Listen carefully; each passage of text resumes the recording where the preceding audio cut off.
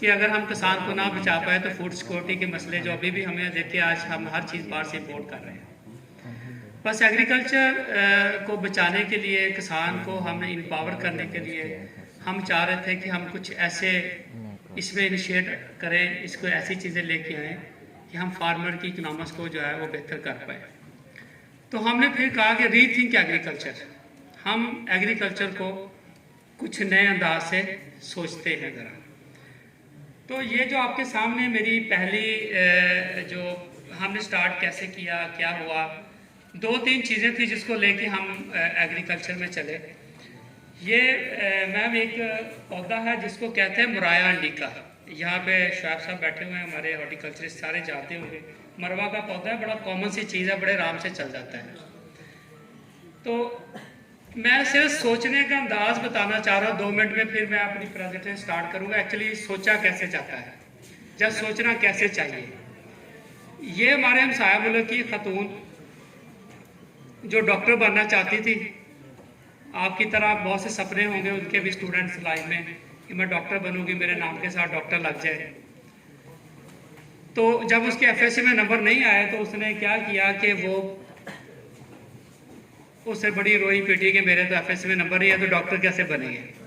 तो उसके वालिद ने भी उसको कहा कि लुधियाना यूनिवर्सिटी में मेरे एक दोस्त है, आप उसके पास जाएं और उससे मिलें और वो आपको बताएंगे कि आपके नाम के साथ डॉक्टर कैसे लग सकता है, कोई पीएचडी करेंगे तो उसने कहा कि जब हम दोनों, चाचा और मैं, एक फील्ड के पास से गुजर रहे थे, तो जब हमने देखा कि हम डिस्कस कर रहे थे तो मुझे ये वाले फूल जो है ना ये नज़र आए।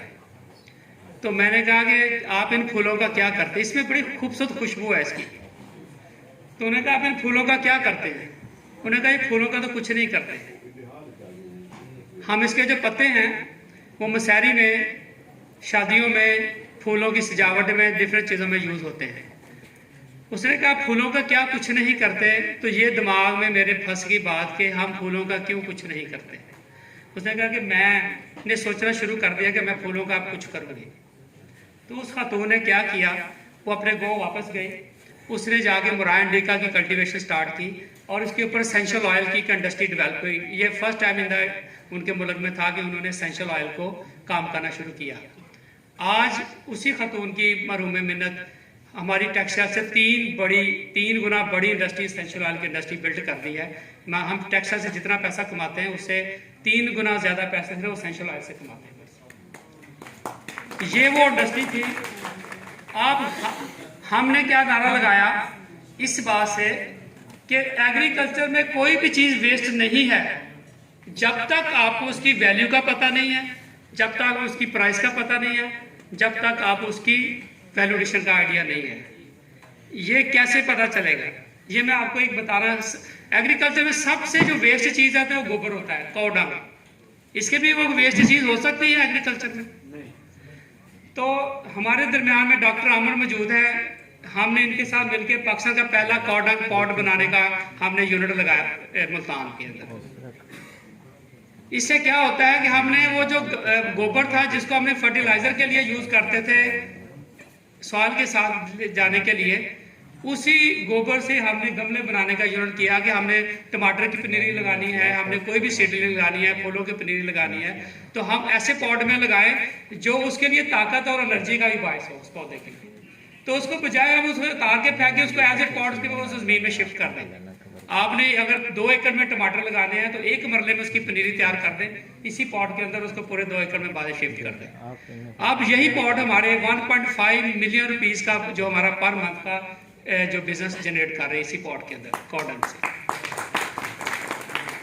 मतलब मैं आपको ये बता रहा हूँ कि कोई चीज़ भी वेस्ट नहीं है जब तक और अनटिल एंड अनलेस आपको उसकी वैल्यू, प्राइस और वैल्यूएशन का पता नहीं है। तो एग्रीकल्चर में हमने देखना है कि वेस्ट को भी सोना बना के कैसे हमने पैसा कमाना है। तो एग्रीटूरिज्म की तरफ आते हैं। तीसरा आइडिया सॉरी एक मैं और हमारे देहात और गांव की मैं आपको टूरिज्म का बताने लगा था कि कोई प्रोडक्ट किस तरह किसी इलाके की किस्मत बदल देती है। ये डोल टूरिज्म विलेज है। ये इसमें अमजद साहब, ये जो आपको बंदा नजर आ रहा है, ये जर्मनी पीएचडी करने चाहता है। ये बंदा जो है वहाँ पे ये जब पीएचडी कर रहा था तो ये वहाँ पे ना अक्सर मोस्टली अपने गांव को याद करके ना रोता रहता था कि मेरा गांव यूं है और मेरा गांव इस तरह है।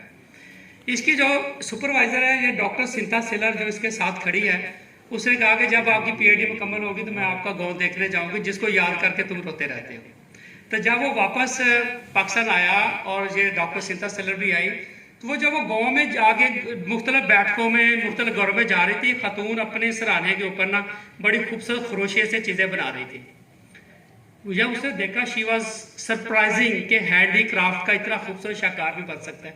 उसने कहा आप कितने का बेचते, क्या करते हैं? उसने कहा हम तो कुछ नहीं करते, ये तो अपने जहेज के लिए बना रही हूँ मैं। वो खतून लिटरली डॉक्टर सिंथा सिलर उसका वो कढ़ाई के चंद शाहकार लेके वापस यूरोप जाती है। वहाँ पे वो एक नुमाइश लगाती है handy craft of Pakistan, brand of Pakistan. तो उसने कहा कि वो तो करोड़ों रुपए के वहीं पे बिक गए, हाथ से बनी हुई चीज़ें थी, वो डोल थी, गुड़िया थी। वो वापस पाकिस्तान आई, उसने 3 साल यहाँ पे रुकी। उसने यहाँ पे सिंथा सिलर आर्ट एंड क्राफ्ट का एक उसने वहाँ पे इंस्टीट्यूट बनाया उसी गांव के अंदर। उसका नाम है ठट्ठा खडौना, ये लिखा हुआ है इसका। ठट्ठा गुलाम के देरू का पुराना उसका नाम था। अभी आप गूगल पे जाएंगे डोल टूरिज्म विलेज लिखेंगे ये आ जाएगा। ये उसी गाँव की तस्वीरें ओरिजिनली है उस गाँव की। अब उस खतून ने जब आगे उस गांव को ब्रांड किया, उसकी गुड़ियों को उसने सिखाया, आज उस गांव की वजह शोहरत पूरी दुनिया में ये गुड़ियां हैं। वो यूरोप में गई हैं, वो अमेरिका में गई हैं, वो दुनिया के हर कोने में गई हैं। और आज वो जो गांव है $बिलियन पे ज़र मुबादला आ रहा है। और उस गांव की खुशहाली का राज सिर्फ ये डोल्स हैं। एक बनाई हुई किसी लड़की की गुड़िया किसी गांव की किस तरह किस्मत बदल सकती है, ये मैं बेसिकली बताना चाहता हूँ कि ये हम क्या कर सकते हैं। तो एग्रीटूरिज्म की बात करें तो मैं आपको ये बताऊँ एक छोटी सी मिसाल जो अभी डॉक्टर इमरान साहब ने बताई। ये एक बैम्बो फार्म है भाई फेरू के पास, पंजाब में, यानी पंजाब का सेंट्रली पंजाब का एक छोटा सा गाँव। इस गांव के ये बंदे जो बैम्बो लगाते थे, आपको पता है बैम्बो कितने साल के बाद इनकम देना शुरू करता है? कोई आइडिया है आपको इस बात का? 3 साल के बाद, मतलब जब ये आप बैम्बो लगाते हैं तो 3 साल के बाद बैम्बो की इनकम आनी शुरू होती है, एवरी 3 ईयर। तो आप देखिए कि फार्मर की इनकम जो है वो उसको 3 साल के बाद आ रही है। अगर उसने फ्रूट लगाए तो साल के बाद आ रही है, अगर सब्जी लगाई तो 6 माह के बाद आ रही है। जबकि फार्मर की जो उसे अखराजात हैं वो डेली के हैं।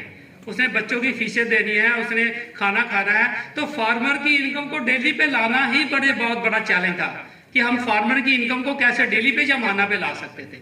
तो इस फार्मर के साथ मिलके क्या एडवेंचर किया गया, इस फार्म को कन्वर्ट किया गया। इसके अंदर सड़कें बनाई गई, इसके अंदर ट्रेनें चलाई गई, इसके अंदर तांगे घोड़े, doggy rides, camel rides, restaurants और डिफरेंट चीज़ें इसके अंदर बनाई गई। और ये उसी की रीजनल तस्वीरें इसी फार्म की। इस पर फिर बैम्बो के अंदर बनाया गया खाना, बैम्बो बिरयानी, बैम्बो मीट और डिफरेंट तरह की चीज़ें। आपको पता है बैम्बो के जब जो पानी होता है इसके अंदर जो जूसी बड़ा होता है, इसके अंदर जो चावल पकाए जाते हैं तो इस तरह इंतहाई टेस्ट और इंतहाई रोमा होता है इसके अंदर। कभी टेस्ट कीजिए, जो वेल बेस्ट कीजिए किस तरह की चीज़ है। तो जब हमने ये सब कुछ किया वहाँ पे मैं आपको ये बताना चाहता हूँ कि अभी 2000 बंदा डेली इस फार्म को विजिट करने आता है, 2000 पीपल डेली। और ये 250 रुपये टिकट रखा हुआ इस बंदे ने अपने फार्म के ऊपर आने का पूरे लोगों ने। और 1.5 करोड़ रुपए की सिर्फ 1 महीने की टिकट बेचते हैं बस, 1.5 करोड़ रुपया पर मंथ। इसमें ना तो मैंने वो पार्किंग के पैसे डाले हैं, नाइट स्टे के जो कमरे उसके पैसे डाले हैं, ना खाने के पैसे डाले, नथिंग इज एडेड, सिर्फ टिकट्स की मैं बात कर रहा हूँ। मैं ये आपसे ये कहना चाहता हूँ, अगर हम बैम्बो दिखा के 1.5 करोड़ की टिकट बेच सकते हैं तो सर हमारे खजूरों के बाग दिखा के हम क्यों नहीं टिकट बेच सकते? डॉक्टर साहब मुझे बताएं। हम अपने सिट्रस के बाग दिखा के क्यों नहीं टिकट बेच सकते? हम अपने मैंगो के बाग दिखा के क्यों नहीं? हमारे पास ऑलिव है, हमारे पास एप्रिकॉट है, चेरी है। कौन सा फ्रूट है जो रब्बे कायनात इस हमारे मुल्क में पैदा नहीं किया? तो बात सिर्फ यही है कि हम अपने इन चीज़ों को लेके, अपने वसाइल को लेके, अच्छा ये बैम्बो से आज भी पैसे उतने ही कमा रहा है जो पहले कमा रहा था। आज भी बैम्बो काट के तो बेच ही रहा है, लेकिन साथ में उसकी टूरिज्म भी बेच रहा है। तो बेसिकली हमें ज़रूरत यही है कि अगर हम कोई भी चीज़ प्रोड्यूस कर रहे हैं तो उसको हमने किस तरह लोगों के लिए वहाँ पे अट्रैक्टेबल करना है।